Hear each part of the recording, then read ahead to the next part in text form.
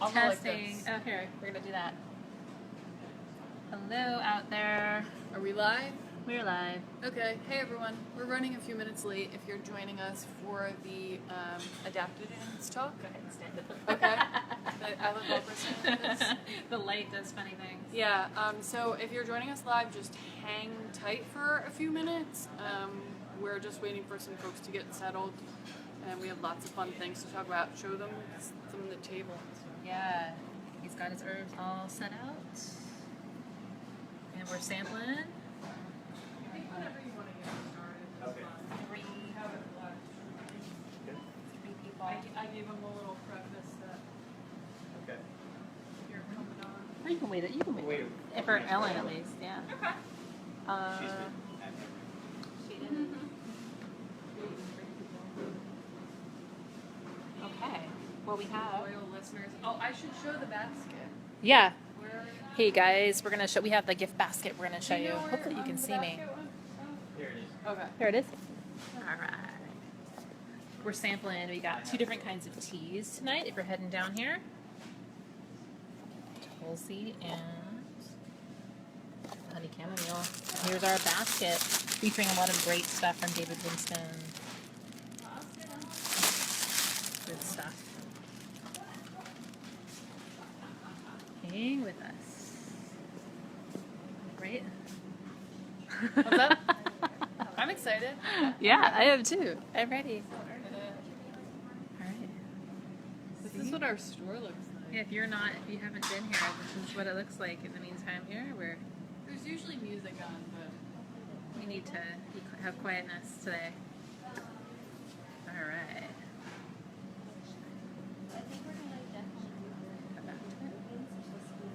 can we do that? Well, nice start. No, just leave it running. Okay, we're gonna leave this running, guys. So hang with us, leave it on the background, and we'll get started ASAP.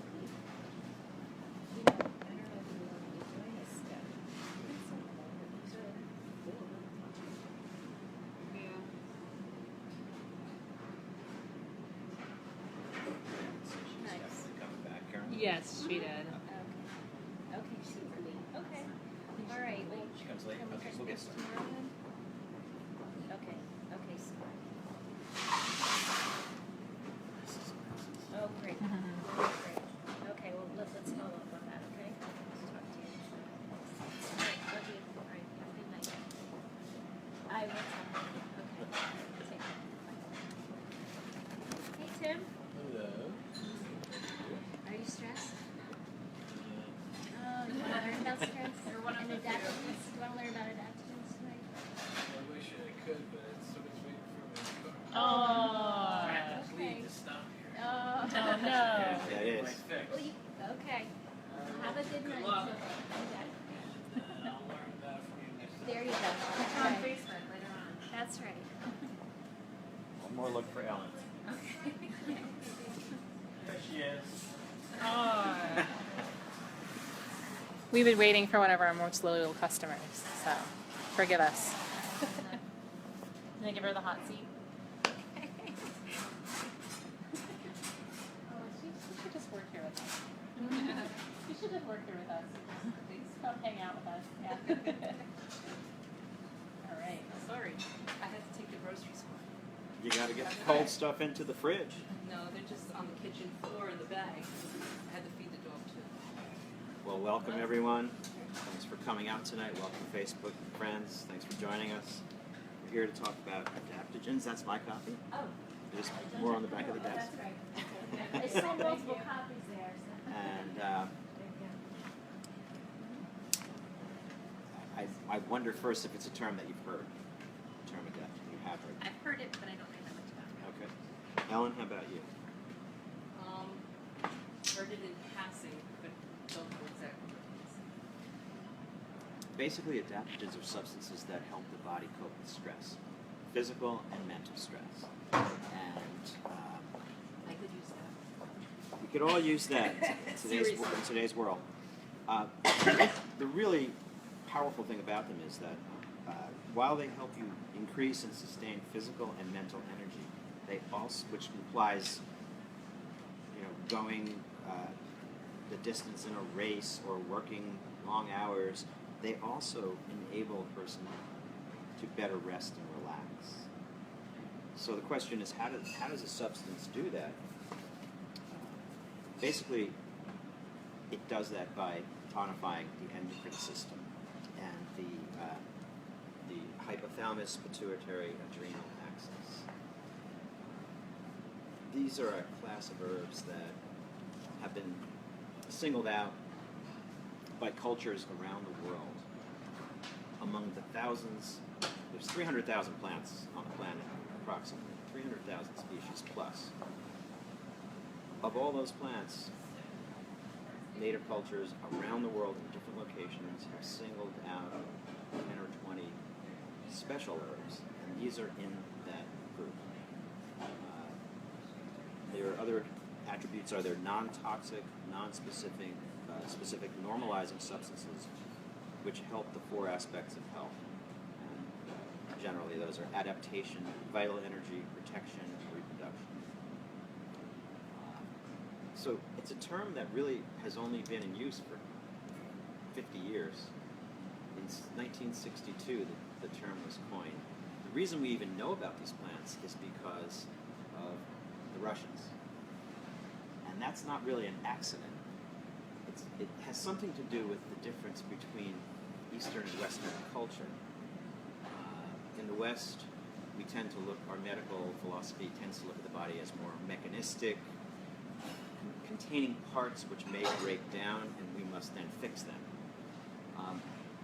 And we've done a lot of great things with that philosophy. We've done a lot of miraculous transplants, human genome sequencing, and many other wonderful advancements. It's just different than the East, which has had a tradition of about 5,000 years of a holistic perspective on the body and how it functions.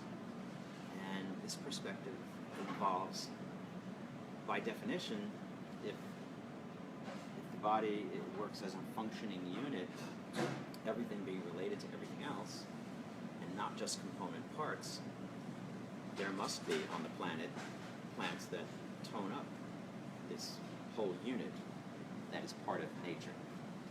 And so It's quite possible that our culture here would have had that idea early on if we didn't kill the culture of our Native Americans. you're absolutely right about that. Or hanging the women that practice it. The culture was here. Native Americans used American ginseng. When Euro-American culture formed, it was also 100 or 200 years after rationalism became the focus of our philosophies in general and our medical philosophy specifically. So, while Native Americans understood that ginseng was a kingly plant and that it could address general debility and weakness, that tradition was not evident in Europe, and that same philosophy came over here. There was some crossover. There were the eclectic medical physicians of the 19th century, which was a branch of medicine before allopathic medicine took over, who purposely sought the Native Americans' advice and wisdom when it came to the plants that grew in this new country to the Europeans. So the difference in philosophy created between the East and the West made the Russians naturally look for substances that were restorative, rejuvenating. That led to, in World War II, actually, going that far back, it led to research on which plants would help Russians in Siberia cope with extreme climatic conditions, and also would ward off infections, which you must understand that infections were, up until the early part of the 20th century, were the worst possible outcome medically for people. It killed, most people died of infections. So a man named Israel Breckman popularized adaptogens, but actually the term was coined by Nikolai Lazarev, who was a pharmacologist, and he was interested in plant studies, but he also was interested in pharmaceutical products that would that might help the body cope with stress, and specifically, he was actually looking for stimulants during World War II for the soldiers to withstand the ravages of war. And he was experimenting with chemicals, one called dibazole, and he began to realize that dibazole was able to non-specifically help soldiers ward off illnesses and help them function better. And so he chose his best students, and one of them was Breckman, was Israel Breckman. And they, because they were in an Eastern culture, but they were in an Eastern culture that had a very authoritarian state at the time, which caused a lot of pain and a lot of damage, but it also allowed for these large-scale studies of adaptogenic plants that came from Russia.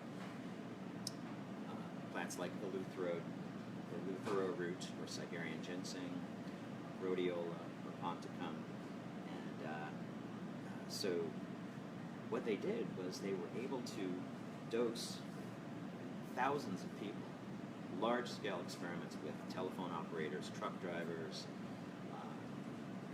athletes, and they did endurance tests, and they just basically tested them on the job, their normal routines, and they measured for concentration, for the ability to work long hours, for sick call-outs, etc. And they found amazing results with these substances derived from whole plant extracts. So, while we're going through this today, we'll just take a look at some of the photos of some of these plants. Is ginseng considered a warm? Yes. It is. It is considered, it has a warming energy. So that's a couple of pictures of Asian ginseng. So the term adaptation comes out of Russia, and I just wanted to make mention of a Westerner, because there were always outliers who, in our culture, who picked out the gems of what they thought was valuable in other cultures, namely Eastern culture. And one in particular, his name is Dr. Bruce Halstead. You may have heard of him. I don't know if you are familiar with Gary Null's program back in the 80s. He used to have Bruce Halstead on occasionally, and Dr. Halstead is singularly credited with getting in touch with Israel Breckman and bringing adaptogenic herbs to the United States. So I just thought that's worth mentioning, that an individual can make that much of a difference and make that kind of connection. It's probably a series of letters. I'm interested in what you're interested in. It might have been traditional Chinese medicine that he began with, but then when this research began,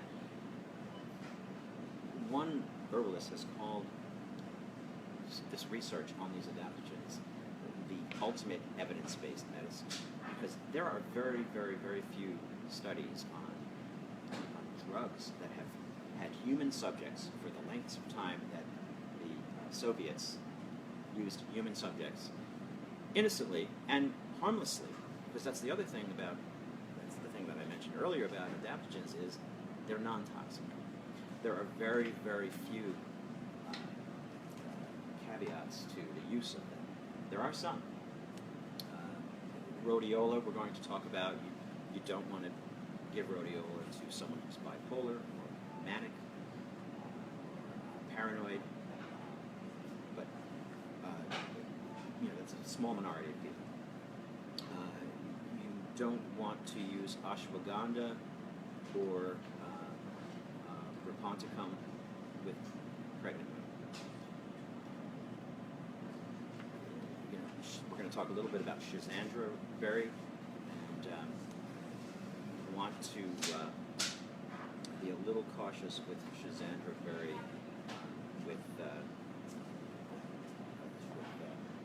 pregnancy as well. But there are very few contraindications for these plants. So we can kind of get into them now a little bit.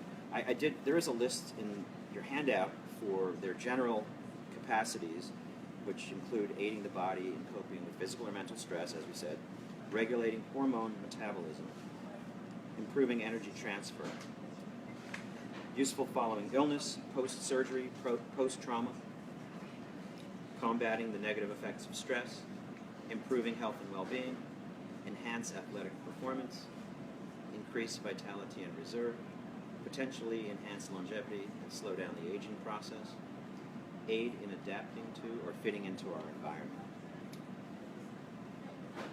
And it's just worth mentioning that Darwinian theory, which included the fittest surviving, it's a takeoff on the word being fit, but also fitting into your environment. Our modern environment is very stressful. It's kind of a slow drip stress. We're not being chased by predators anymore, except in very, very, very few circumstances. But there's job stress, relational stress, economic stress, competitive stress of succeeding, etc. And all these stressors create a different environment. Our body was not really built to handle. Our body was built to handle extreme stress for a short period of time and then rest. And that's how our HPA axis, or hypothalamus pituitary adrenal axis, functions. So let me just get to the list here.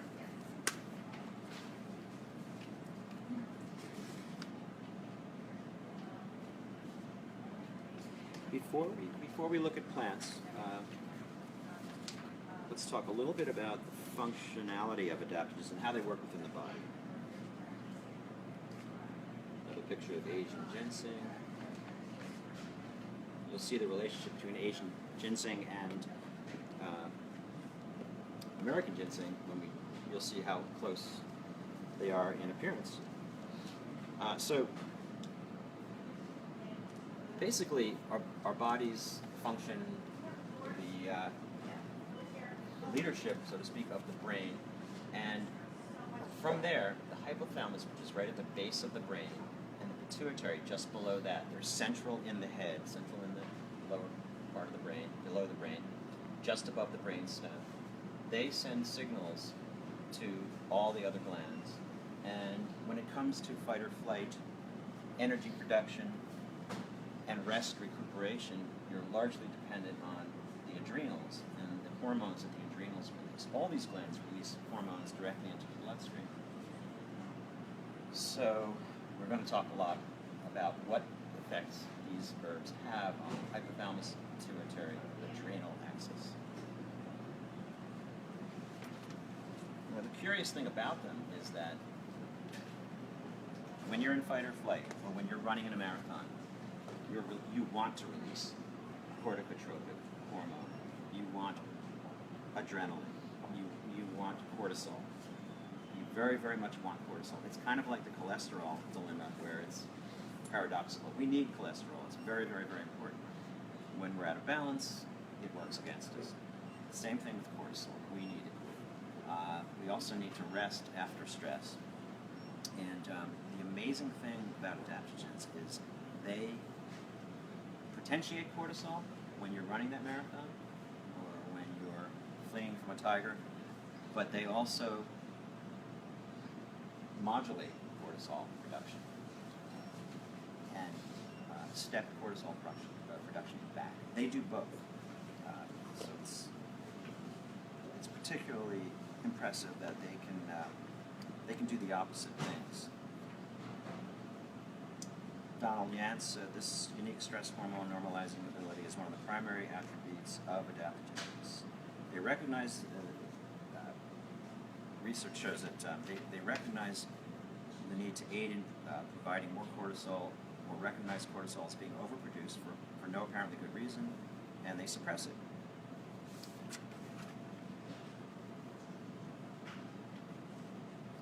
What happens when you're in that fight or flight syndrome or mode?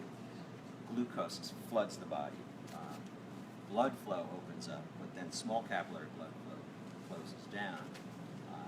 A lot of your basic functions shut down so that you can simply use your energy in the extreme.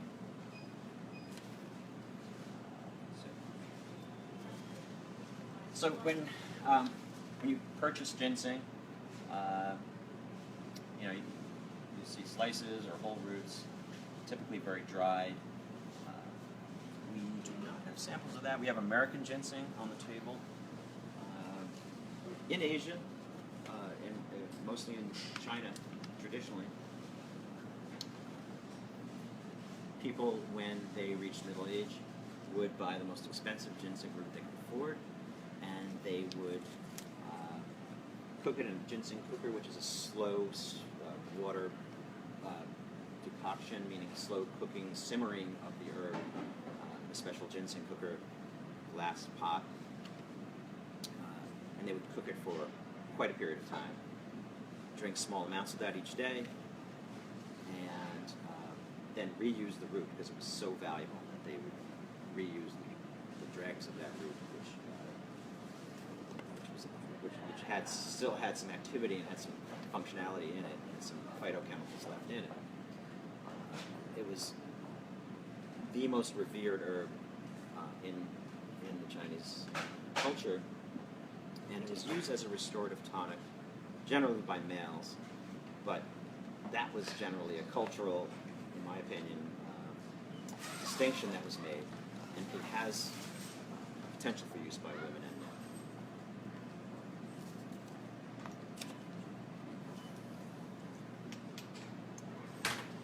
Plant growing, cultivated. Now they picked in China, as happens with resources, scarce resources, and overpopulation, wild ginseng is virtually gone from China. If you found it, you would have a very, very valuable commodity in your hands, and it's very, very difficult to find. So there's a lot of ginseng that's grown in Korea and China.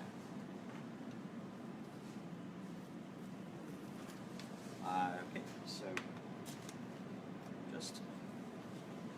I don't think this handout is exactly in order, but Asian ginseng is on it.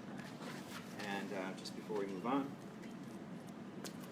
Asian ginseng, best known researched adaptogenic herb in the world. Ginseng is used to improve immune function, decrease cortisol production, and normalize overactive stress response. Increases physical and mental performance and benefits prostate function. Red ginseng is mostly appropriate for older, deficient people suffering from exhaustion, depression, adrenal insufficiency, what is now known as chronic fatigue syndrome. Below that, there's a list of attributes that I did this for a few of the plants. You'll see similarities in these lists of attributes in both the prose paragraphs as well as the lists. You'll see a lot of the same things. These plants are spread around the world, yet they have the same capacities in our body. Anti-aging, anti-inflammatory, and every one of these is referenced to a study, or more than one study, which I can provide for you. Anti-inflammatory, useful in ADHD, benefits brain function, all these plants, specifically Asian ginseng. Cardio performance, cell-to-cell communication, liver protective, regenerative, radio protective, meaning it helps against radioactivity or radiation treatments. If anybody would like to try samples of some of these things, we do have them. I wanted to mention that. I'll step over here real briefly. We have some powders that you can just take a taste of. You can also take a ginseng chip, and they're very dry. What you would do is, and we have tea back there too, but you can just put a little bit in your mouth and let it soften in your cheek and gum or your teeth, and it will break apart after about 10 minutes, 5 or 10 minutes, and So I have a dissolve. question. Yes. If you have inflammation in your body, like currently you have a bad knee and you got inflammation in the knee, and if it's hot, will it cause a problem with my knee? Because currently my knee is hot. Okay. Besides putting ice on it, you want to do a balanced approach. Thank you for the question. When I work with people, I don't apply an herb to a symptom or an herb to an illness. I'll look at that person as a holistic entity and look at their constitution, look at their symptom picture, and apply usually always compounds, not just one herb. So you try to balance that the other things that you're doing. You can, besides using physical compress of the ice, Well, you can. what was You happening wouldn't was- be the first anti-inflammatory that I would think of for that situation. I would think of turmeric. Right, which is Yeah. some of the things, I got like 20 supplements I'm taking. Nevertheless, I was putting in oil on the knee that was, all of the stuff in there was considered hot. I had to stop that. So Gotta I had balance to put that, an oil on the knee that had cold. Mm-hmm. It was cold. I'm cold. And these substances, I guess part of the message today is that I think they're best taken daily over a long period of time, and it doesn't have to cost a lot. You can take a few pills of each, a couple of pills of each, if you want to take the capsule form, and mix up several, get several of them and mix and match. It's basically the anti-inflammatory qualities will be shown over over a period of time. It's not the first thing that you would do for a swelling or acute situation. These are more long-term restorative herbs. Also, Asian ginseng is immunomodulatory. It enhances detox pathways, so it helps the liver to detoxify everything that the liver comes in contact with, which is one of the most difficult jobs the body has to accomplish, is detox. So, American ginseng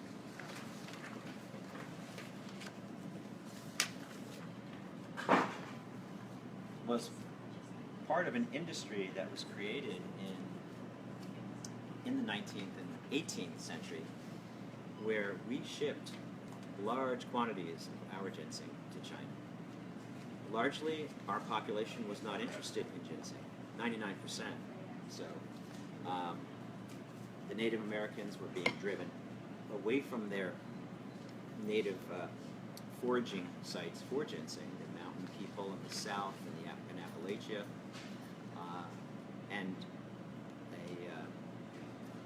the discovery by a Frenchman of American ginseng and his recognition that it was very similar to ginseng that his colleagues had seen in Asia began this trade of our country, from our country to China, of literally piles, mountains inside a room of ginseng, sent over to China. In fact, it helped finance the American Revolution. George Washington wrote to Daniel Boone, this is historically documented, and asked him to bring ginseng in from the mountains. Boone made his fortune doing that, but he was asked by Washington to bring more because they needed money. And so it helped finance the revolution, and it helped finance a lot of wildcrafters in Appalachia over the course of the 19th and early 20th century. And it's still going on. So American ginseng, you can virtually duplicate the list of attributes from Asian ginseng, but a little more specifically, stress, nervous exhaustion, upset stomach from nerves, normalizing the nervous system, pancreas, adrenals, and immune system. For chronic immune impairment leading to colds, bronchitis, tiredness, chronic fatigue syndrome. Considered the most powerful tonic medicine by the Cherokee people. In Chinese medicine, used extensively as a tonic remedy to strengthen Chinese spleen and lung qi. Less stimulating than Chinese ginseng, this root is appropriate for daily use by both sexes, including it's a typo there, people in their 20s to 40s. That's from the book that we're raffling off as part of the basket. David Winston and Winston and Mames wrote a book called Adaptogens, and that quote is from that. So you can see ginseng. This is probably woods-grown ginseng. There's a slight chance it's wild, but it's a big enough patch where I'm not quite sure that that's wild. You can find ginseng near the roots, right in our area. You can be found in this county, in the next counties surrounding us, on both sides of the river. You know, I would love to forage, but I'm never quite sure of myself when I'm trying to identify a plant. And I can just picture myself dying in the middle of the woods because I ate something I wasn't supposed You to. could wait till you got home to eat it, though. Nevertheless, if I prepared it at home, and I still wasn't quite sure, you know, I've done things where I've actually picked something and thought I might know what it was, and I threw it out when I got it home because I wasn't really sure. Well, you know, it's really the only way to learn is to go on herb walks with somebody who Yeah, has it is some- the next herb walk, by the way. Springtime. So those are the ginseng berries. The root is the part used in every one of these little tiny monographs. You've got the common name for the plant, or the Latin name for the plant, and the part used is the next bit.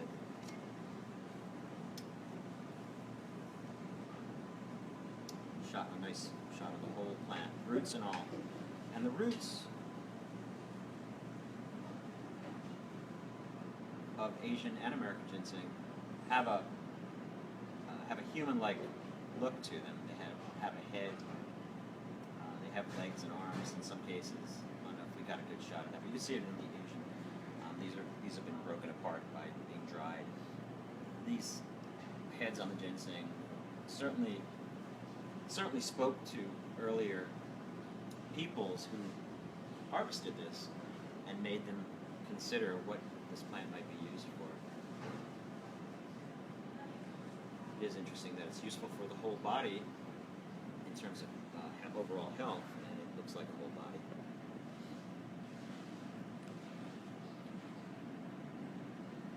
So the next plant we'll talk about is ashwagandha, which is an Indian, an Ayurvedic medicine plant. And basically this plant is the part used is the root. The translation of the name is roughly translated to smells like a horse. It has kind of a horse sweat odor to it. It's variously translated that way, and also as strong as a horse. It's known to impart that kind of strength, and it does that through the same tonifying of the adrenal axis and the endocrine system. Basically, you're taking a series of plants that restore and rejuvenate the most complex system in the body, south of the brain, and that's an impressive quality, certainly. So this plant is pretty fun to grow. All three of these, that we've talked about so far, can be grown in this climate. Shot of ashwagandha's roots. Sometimes it's spelled with an H here after the D. Phyllo the roots, that's the flower. More of the plant.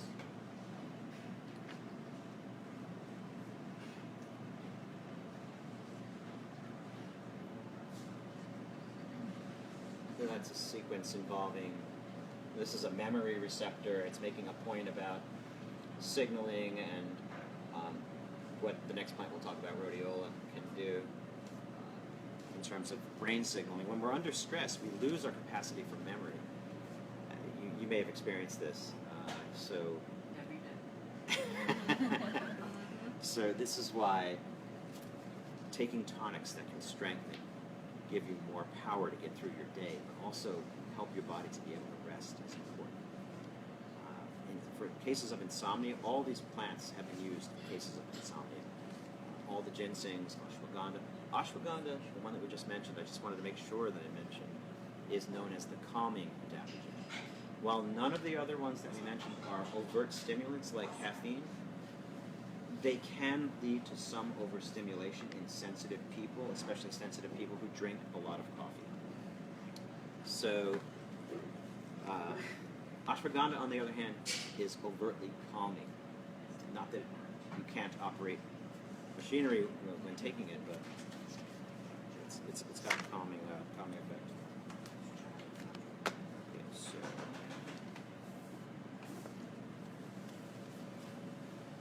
So we'll go to rhodiola.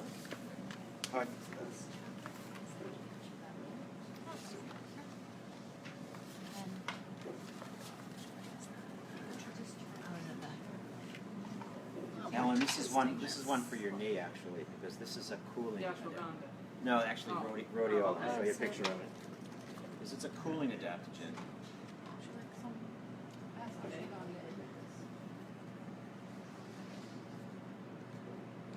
It's also a beautiful plant. It's like a succulent. It grows in dry, arid, harsh climate Is that area. like rubbery? Yeah, it is. Then It's got a succulent. it's got a succulent feel to the Yeah. plant. It's a very beautiful flower as well. There's the root and the rootlets. There's a nice shot of the flower. So this was extensively studied in Russia and Sweden. This cooling adaptogen is perfect for excess constitutions with hypertension, liver fire, rising headaches, which include red face, ears, eyes, sharp pain behind the eyes, and excessive anger, yang, insomnia, anxiety, and ADHD. It also enhances mitochondrial activity, increases intracellular oxygen diffusion, and efficiency of oxygen utilization. That's what a lot of these do. They help your heart function better. They help your utilization of oxygen. It has been used by Russian cosmonauts and athletes to increase energy. When I spoke earlier about the Russians beginning this research, once they began to see results from the large-scale research projects they did, they began to give these substances to their athletes, to their elites, to their astronauts, to their politicians, in order to potentiate all of the performance of all of the above. So, rhodiola has an anabolic effect. Both human and animal experiments show that rhodiola enhances immune function, increases capacity for exercise, decreases serum lipids. When you think about the range of effects that it has, it's pretty amazing that it can help your cholesterol level, help your kidney function, help your liver function, help your cardio, in addition to helping your immune function. This is how all of these plants operate. They're not specific only to one area. Then add to that, I've mentioned it a couple of times before for other plants, but add to that that it's not only adaptogenic, but it's also anti-mutagen, which prevents cancer in the future if you're not mutating genes. Antioxidant. Every one of these is an antioxidant. We think of red, yellow, and green and blue vegetables, fruit. We think of CoQ10, but all these adaptogenic herbs also are an antioxidant. Protective to liver, kidney, pancreas, antidepressive, quite a list of functions. We're moving on to another one that I guess I should make mention that we have individualized capsules or tinctures of all of the ones I've mentioned so far, except this one. So we're going to look into getting this particular product, which is Raponticum, which has a common name of marrow root, named after the deer that humans observed eating the root and the plant for strength and hardiness in a very, very difficult climate in the taiga region of Siberia. So Raponticum is kind of a new kid on the block in terms of adaptogenic herbs, but it has great potential as an anabolic, athletic, performance-enhancing herb. And the only product we have presently that contains Raponticum is the Gaia Adrenal Health has Raponticum in the bottle. The ingredients, it's in there. And we hope to get it as a single herb in the near future. Is there a problem getting it? I think it's more of a problem of information about it has been scarce until very recent years. None of these are particularly easy to get except for Siberian ginseng, now called Eleuthero root. That's plentiful and much less expensive than some of the other ones, especially the other ginsengs. That's one of the reasons that the Russians chose to experiment with it so much and test its limits and see its potential. Rapunzel isn't considered a stimulant, though. No. None of these are overt stimulants. They have stimulating qualities, but nothing like a strong cup of coffee. Nothing at all like that. There is a ginseng abuse syndrome that is taking large amounts of ginseng and large amounts of coffee, essentially. But you'll not be, except for the very sensitive among us, you won't be overstimulated by these plants. But there is a slight caution to be careful with very sensitive folks who always start with low doses of everything and work up from there. So Raponticum is also a very beautiful plant. These are the roots, which I think are just really cool looking. They look like brooms, kind of humanoid brooms, kind of Dr. Seussian broom-like beautiful roots. And there's a field of it. It's like this. Yeah, I've got to check and see what family it's in. It sure does look like a thistle. I don't think it. No, it's actually not in the thistle family. It might be in Rosacea. Take a look. Okay, so we'll move on to Schizandra. It's a little hard to see that, and it's basically the same information as the notes anyway. So let's take a look at what it looks like.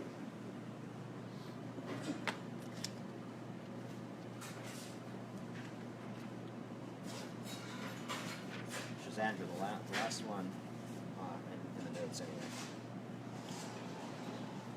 Schizandra is essentially a Chinese herb.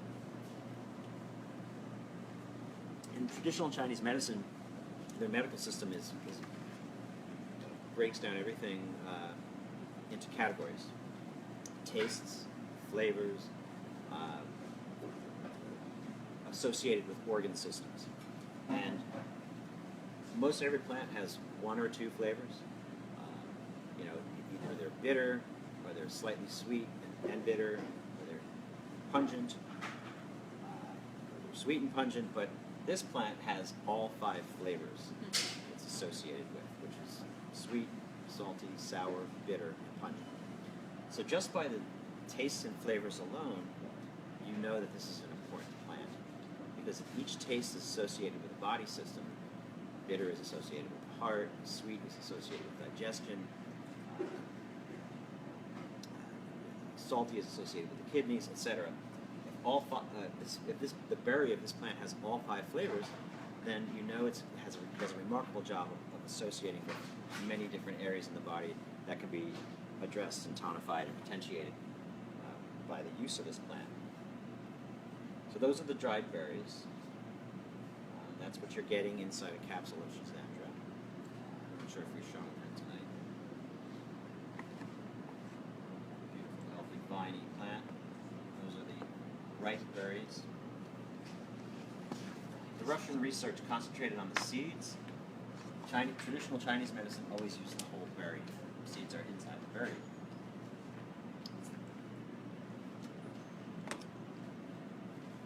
So it's interesting the kind of stimulatory effect this has on the nervous system, because it enervates you, but it does not create jitteriness or overstimulation. It gives you energy, and it's mental and physical energy, both. You can see in the notes there, the plant aids mental as well as physical function. Its adaptogenic actions include coping with stress, liver protective. That's the other big use.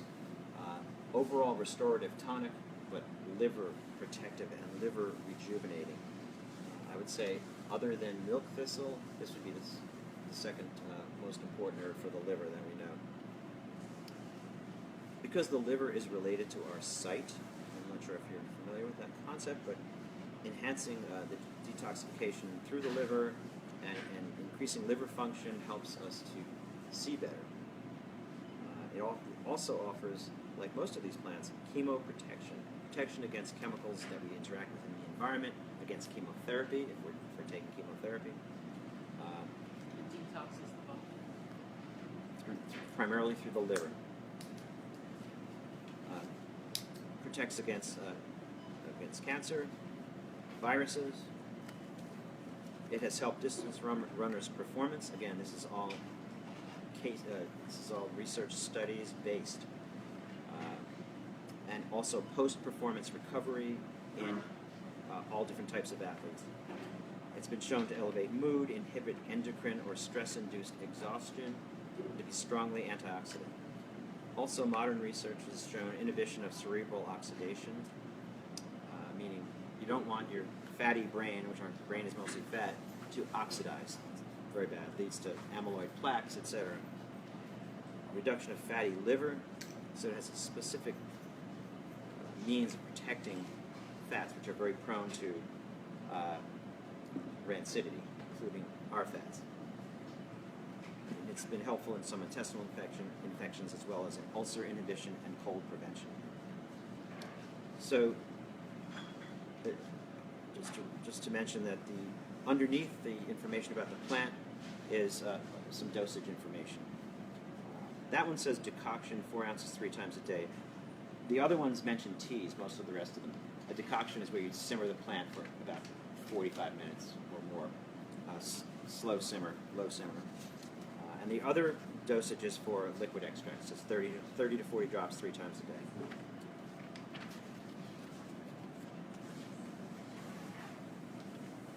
So the next plant is cordyceps.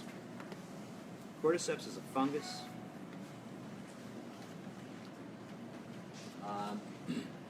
That's a fungus that grows on an insect. And so you're actually seeing what's left of the insect in some of these. What kind of insect? Ants, beetles, spiders too.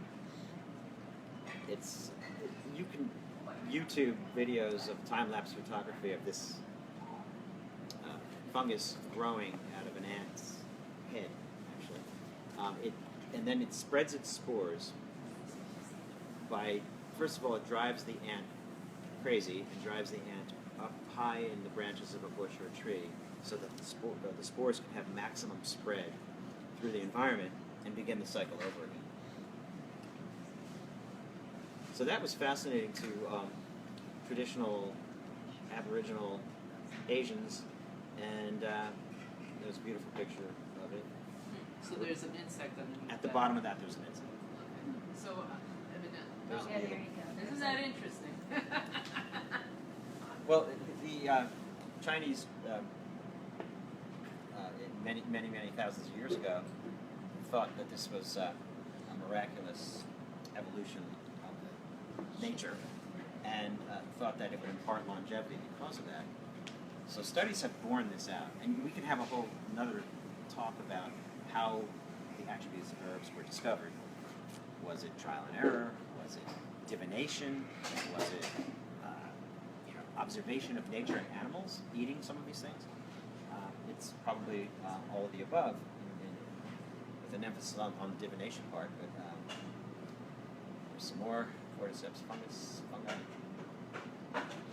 That's kind of gives you perspective on what they actually look like when harvested. So let's talk about what they can do for you. Makes you wonder how they can produce enough of a supplement where they keep a huge vat of insects and A lot of some of these are cultivated, but I'm not. The cordyceps production, actually, the only caveat on using cordyceps that I know of is you might not want to purchase Chinese cordyceps, whole plant cordyceps. Rather, there are cultivators of this growing just mycelium, which is what we show there in the box, and the Fungi Perfecti brand. Yes, there's the open bottle of it. right. So now, why wouldn't you want to buy the Chinese? Because this process can introduce molds, etc. It's So- very prone to that, and then they're shipped here, and they might be fumigated before they're shipped, etc. So we here generally in this country rely on the mycelial-based cordyceps, where somebody is cultivating from this, but then hygienically cultivating mycelium. And it's much sought after. Formerly reserved for the royal family of China as a superb tonic to the blood, or shui, kidneys, and lung. Cordyceps is used by Chinese Olympic teams to enhance performance, stimulate endocrine function, reduce fatigue, and calm nervousness. Again, the same list, many of the same items. But imagine if you're an elite athlete in an Asian country and you're going to use a plant or two. You have access to whatever plant you want, and this is the one that they chose. And there are some records of performance where the team actively utilized these things. And now, Americans and European teams are also beginning to utilize some of these substances. And there are records of gold medals when teams have concentrated on whether it's Raponticum, marrow root, as it's called, cordyceps, and the performances have been metal producing beyond the norm. Cordyceps has been shown to have anti-tumor and immune stimulating properties. Studies are ongoing with cordycepin, which is one of the active ingredients, as a possible treatment for leukemia. Cordyceps extract has enhanced activity of human NK cells, which are natural killer cells, and reduced the overproduction of leukocytes. It's cholesterol reducing and cardiotonic, as many of the others were too. Helps to dilate the aorta under exercise-induced stress. Increases blood flow, which benefits muscles, push it to their maximum, and enhances endurance. Hot water extracts have been shown to relax the bronchial passages, facilitating respiration. So all of these things lead to enhanced athletic performance.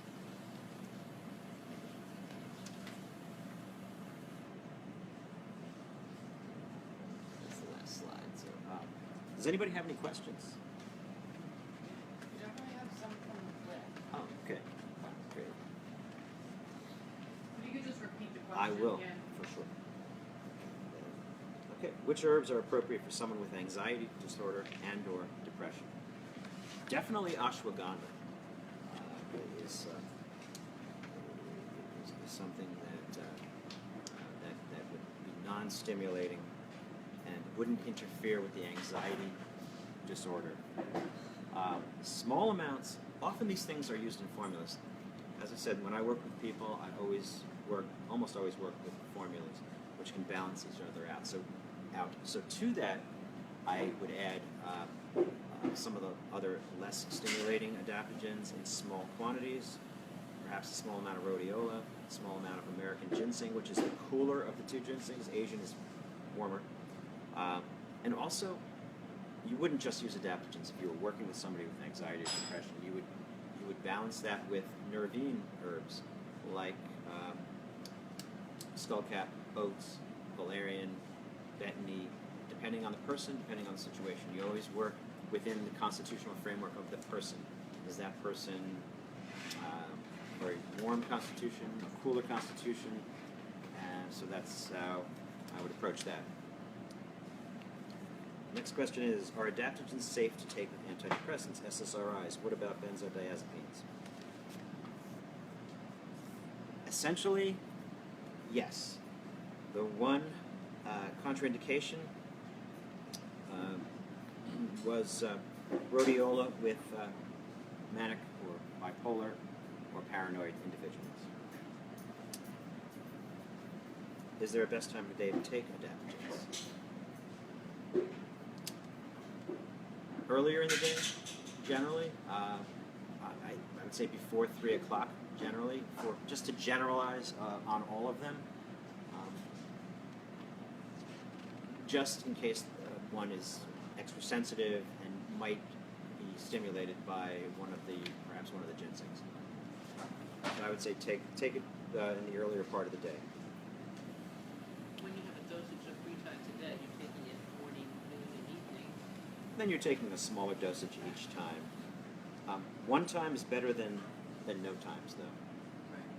You know, if you don't have a problem sleeping, take them when you can take them. Generally, take most supplements around the time of a meal, these included. There are some exceptions to that, but not among the adaptogens. You can take them all around your lunchtime, breakfast if that's better for you. Should All right. keep a pile of my supplements in the store. Just in case. I know, I do. Are adaptogens appropriate to take every day? Yes. You can overuse cordyceps. It can depress immune function if you overuse it, but that's overdosing. Start small and work your way up. That's the beauty and the recommendation of these substances is to take them daily. Traditionally, ginsengs were used until there was no more, in terms of a person buying a ginseng root, using it, and then not worrying about getting it again for several months, and then using it again every day, and then taking some time off. That's always recommended. But it reminds me that, you know, if you believe that nature put these substances on the planet that coordinate with our physiology so well, and why wouldn't you believe that if you believe that we're all connected, that cells are connected, that atoms are connected? Why shouldn't there be plants and other substances on the planet that we can use to tonify our bodies? That's how we, that's part of our philosophy here, is we feel like we're here to pass across information so that people can take some small level of responsibility for their own health. That's our mission here. And these products offer one of the best opportunities to do that. Small amounts on a daily basis over a long period of time. Not worrying if you miss a day, not worrying if you miss 3 days, but just sort of a continuum, taking breaks. Take the summer off if that works for you, go back to it, and you can take them on a regular basis. The next one is, can adaptogens be used in children and teens?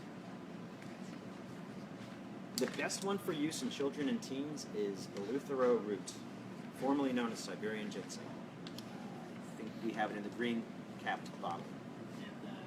And also the powder is there. And it's rather somewhat sweet tasting. Incidentally, when these herbs are called sweet in traditional Chinese medicine, they're not licorice candy sweet. They're just relative to bitter herbs. They're tepidly sweet, and that's how Eleuthero is. It's got a decent taste. I think ginseng has an interesting taste. Schisandra is an acquired taste. Yeah. And we have some liquids. If anybody wants to try the liquids, you're welcome to. There's water back there. We tried Okay, them. great.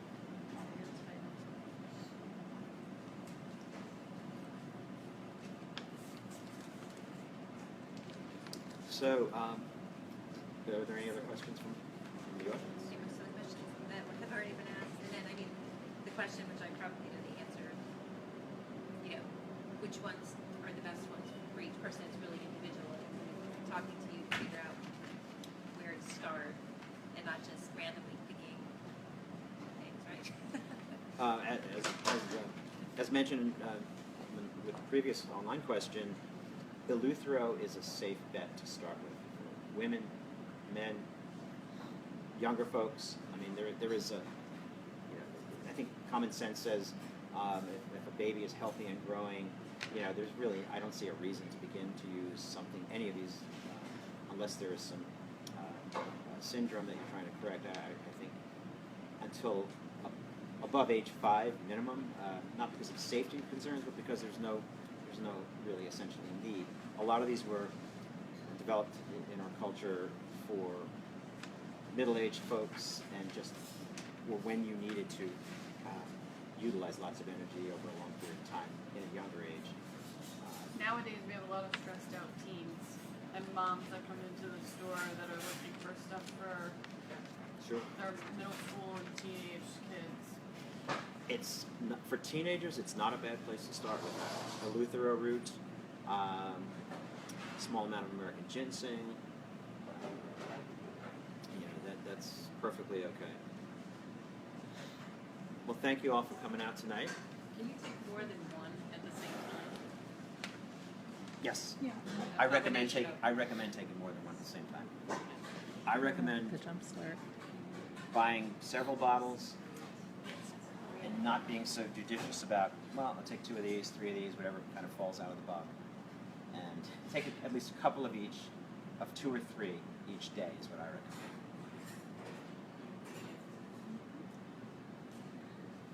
So thanks so very much. I appreciate Thank your you. attention. And Thanks a everyone lot. online for joining and sticking with us. Hope you had fun. Have a great night.